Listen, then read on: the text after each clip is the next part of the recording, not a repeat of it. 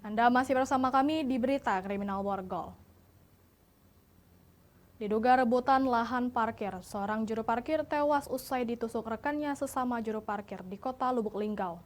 Korban dikeroyok dan ditusuk oleh kakak beradik di bagian dada kiri hingga paru-parunya bocor.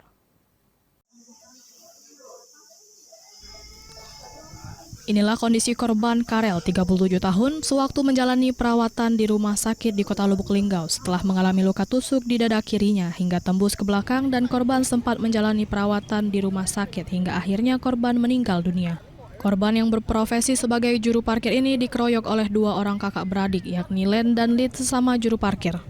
Motif pembunuhan sendiri perselisihan lahan parkir di pasar terminal atas kota Lubuk Linggau. Saat kejadian, kedua pelaku kakak beradik datang berboncengan dengan menggunakan sepeda motor lalu menusuk dada sebelah kiri korban. Usai menusuk, kedua pelaku langsung melarikan diri. Sebelum peristiwa penusukan terjadi, korban dan kedua pelaku sering terjadi selisih paham masalah parkir di terminal atas.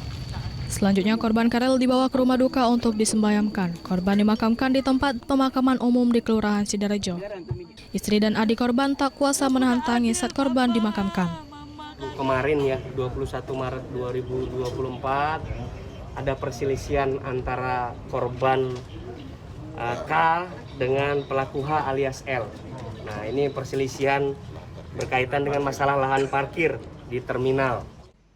Sementara pelaku Len mengaku kesal kerap ditantang serta dimarahi korban. Tiap hari dia mengajak belago terus. Korban itu sering nantang? Iya. Udah aku, kakak aku, udah itu bapak aku udah ajaknya belago. Ini kamu emosi? Iyalah kelamaan dek.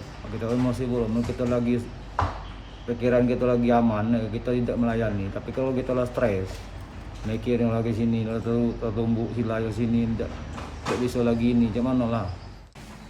Kini anggota polisi memburu pelaku Lid, dan akibat perbuatannya pelaku Len terancam tindak pidana pasal 351 ayat 3 dengan ancaman pidana penjara selama 15 tahun. Dari Lubuk Linggau, Sudirman, iNews melaporkan.